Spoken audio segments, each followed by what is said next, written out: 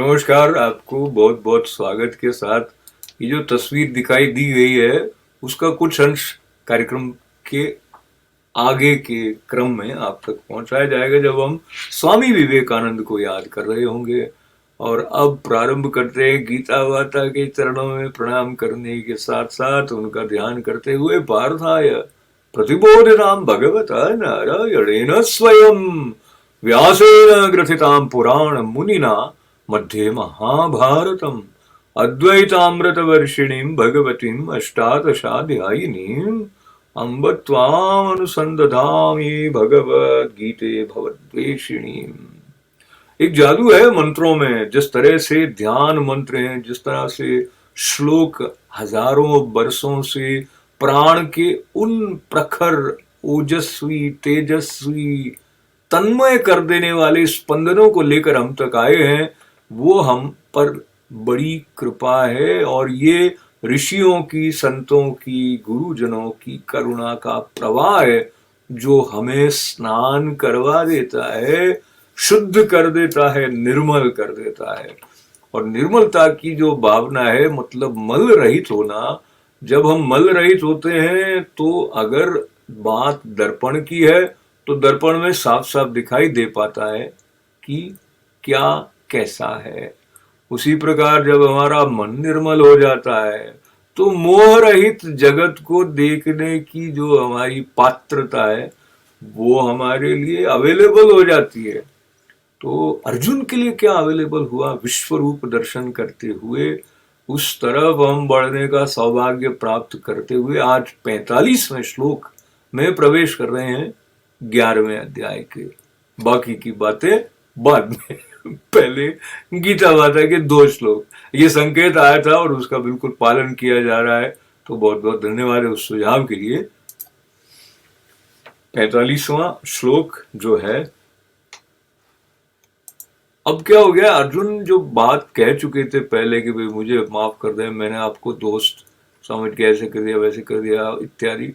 और जो विश्वरूप दर्शन है, मतलब जो हमारा फैमिलियर फ्रेम है उससे परे का कुछ है, समझ में नहीं आ रहा है और थोड़ी घबराहट भी हो रही है। अपनापन है फिर भी पहचान जो एक फैमिलियरिटी वाली है, जिसको पहले देखा हुआ वैसी पहचान भी अपेक्षित हो रही थी अर्जुन के मन में।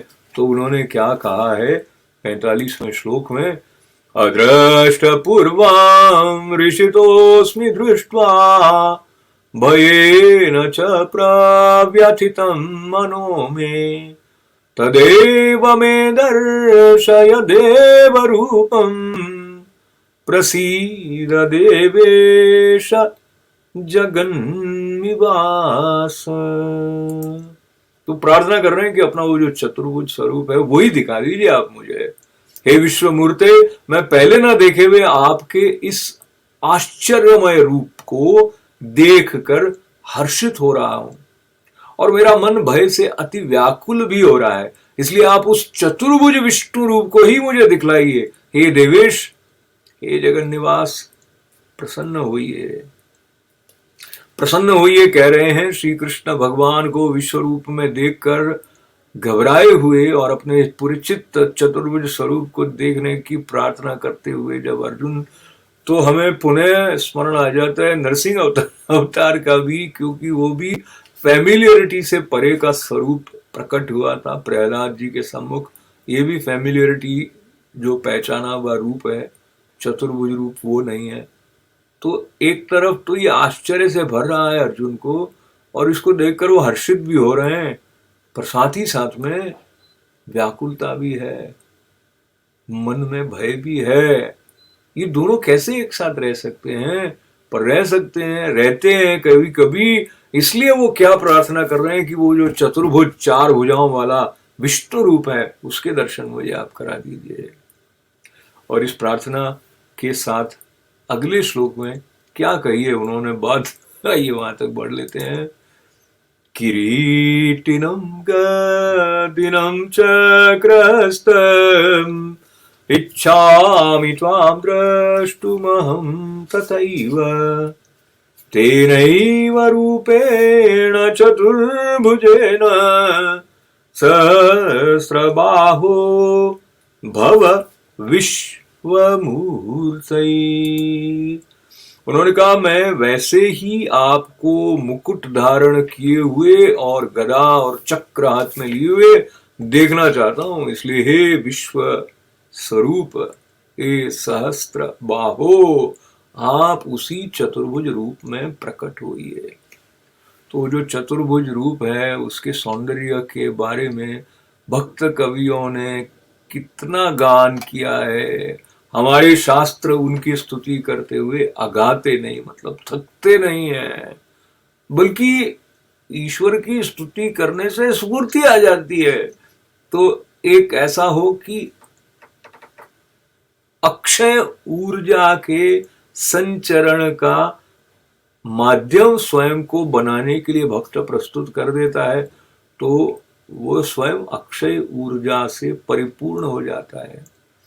जो भक्ति में लीन साधक हैं उनकी कोई आयु हो, उनको आप पाएंगे कि वो बहुत अधिक कार्य औरों से कर पाते हैं, विशेष करके जब वो ईश्वर के निमित्त करते हैं, क्योंकि वहां पर वो अपने आप को सीमित मानना छोड़ देते हैं। जानते हुए या अनजाने में ऐसा हो जाता है, एक प्रवाह आ जाता है जिसमें कि आनंद ही आनंद है। तो कर्म करने का आनंद अपेक्षा रहित होकर कर्म करने में, मुक्त होकर कर्म करने में जो आता है, वो खींचतान करते हुए कर्म करने में नहीं आएगा कि अब इसने ऐसा कर दिया, वैसा कर दिया, मुझे ये नहीं प्राप्त हुआ, मुझे वो नहीं प्राप्त हुआ। इस बात को अलग अलग ढंग से श्रीमद् भगवद गीता हमारे सम्मुख प्रकट करती है और गुरुजन ये बताते हैं कि जीवन मिला है अपनी मुक्ति की अनुभूति करने के लिए। हम अपने को मुक्त मानते ही नहीं है तो उसकी अनुभूति कैसे होगी? इसलिए हमारे जीवन में कुछ अधूरापन रह जाता है और उसको दूर करते हैं, पूर्णता का प्रसाद देते हैं गुरुजन। श्री मद भगवद गीता के साथ साथ जो संबंध स्वामी विवेकानंद का था, उसकी चर्चा करने का संकेत प्रारंभ में जो दिया था, वहां तक हम बढ़ते हैं। तो न्यूयॉर्क के समीप एक स्थान है थाउजेंड आइलैंड पार्क, वहां पर भी एक शिविर किया था स्वामी विवेकानंद ने। और उस संदर्भ में, और कौन से वो बरस थे जब वो अमेरिका में थे, इसके बारे में आप ऐसे संत से सुनेंगे कि आपको आनंद आ जाएगा। तो बढ़ते हैं इस शेयरिंग की तरफ। स्मरण कर रहे हैं उन स्वामी विवेकानंद का जिन्होंने बहुत अल्प आयु अपने देह रूप में जो रही उनकी 39 वर्ष तक, उस कम 4 दशक से कम की अवधि में उस महामना ने जितना योगदान मानव जाति के लिए किया है वो तो हम नाप नहीं सकते हैं। बहरहाल चलिए विवेकानंद जी के बारे में थोड़ा और जानते हैं। Swami Vivekananda was in the West from 1893 to 1897, 4 years. He spent most of his time in the US preaching Vedanta and training some disciples. He also briefly visited England. When he was in New York, he was in New York in 1895 and gave a number of lectures. His 8 brilliant lectures on Karma Yoga were given in this very city, New York. A set of 4 classes for beginners and a set of 4 classes for advanced students. And ever since, Swami Vivekananda spoke at the Parliament of Religions in Chicago in 1893. Swamiji had invitations after invitations, and he literally, you could say, burned himself out. That he had so many places to address, so many lectures to give, and whatever he has spoken, all that thanks to his devoted stenographer, British by birth, J.J. Goodwin. Thanks to him, we have all of them in the form of books. So when he was in New York, he had a hectic schedule of lectures, and one of his students by name Miss Elizabeth Dutcher, she had a cottage in Thousand Island Park, that is in upstate New York. So she invited Swamiji to briefly spend the summer months in her cottage, and Swamiji considered that to be a good idea. He considered that to be a welcome break for him from this hectic lecture schedule. And Swamiji accepted the invitation, and he went to Thousand Island Park. That happened on June 16th, 1895.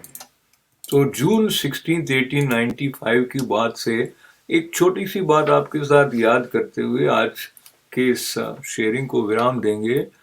हम सब जानते हैं कि उनके गुरु रामकृष्ण भगवान रामकृष्ण परमहंस थे। हमको याद है कि पहली बार जब वो मिले थे तो उन्होंने पूछा था कि क्या आपने भगवान को देखा है, और भगवान श्री रामकृष्ण परमहंस ने कहा था हाँ, और जैसा मैं तुमको देख रहा हूँ उससे भी अधिक इंटेंसिटी से देखा, इस प्रकार का प्रसंग था।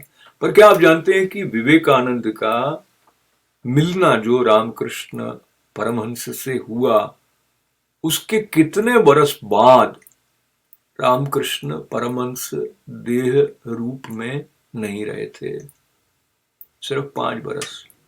1863 में स्वामी विवेकानंद का जन्म होता है और 1881 में, अब आप देखिए इसमें वेस्टर्न कंट्रीब्यूशन जो भारत के लिए है, तो एक प्रोफेसर थे जो ये जानते थे कि दक्षिणेश्वर में एक ऐसे संत हैं, तो उन प्रोफेसर साहब ने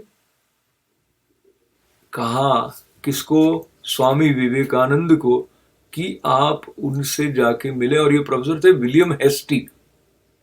तो मिलना जो उनका पहली बार हुआ था वो 1881 में 1881 में हुआ था। उस वक्त स्वामी विवेकानंद जी की आयु लगभग 18 बरस की थी और 1884 में तो विवेकानंद जी के पिताजी चले गए थे, तो वो 21 बरस के थे। और उसके बाद में जब वो 23 बरस के थे 1886 में, तब अगस्त के महीने में रामकृष्ण परमहंस ने अपना देह त्याग दी थी। पर इन 5 वर्षों में क्या कुछ पाया स्वामी विवेकानंद ने, उस पर हमें ध्यान देना है। और विवेकानंद कहते थे कि हम उस गति को बढ़ा सकते हैं जो हमारे इवोल्यूशन के साथ इस तरह जुड़ी है कि कई जन्मों का जो अचीवमेंट है वो हम एक जन्म में कर सकते हैं। उन्होंने सिर्फ कहा ही नहीं, इस बात को जी कर भी दिखाया। विवेकानंद के चरणों में प्रणाम करते हुए, आपके सबके मंगल की प्रार्थना करते हुए, सबके कल्याण की प्रार्थना करते हुए अवसर आ गया है। ओम पूर्णमदः पूर्णमिदं पूर्णात् पूर्णमुदच्यते पूर्णस्य पूर्णमादाय पूर्णमेवावशिष्यते। ओम शांति शांति शांति। जय श्री कृष्ण।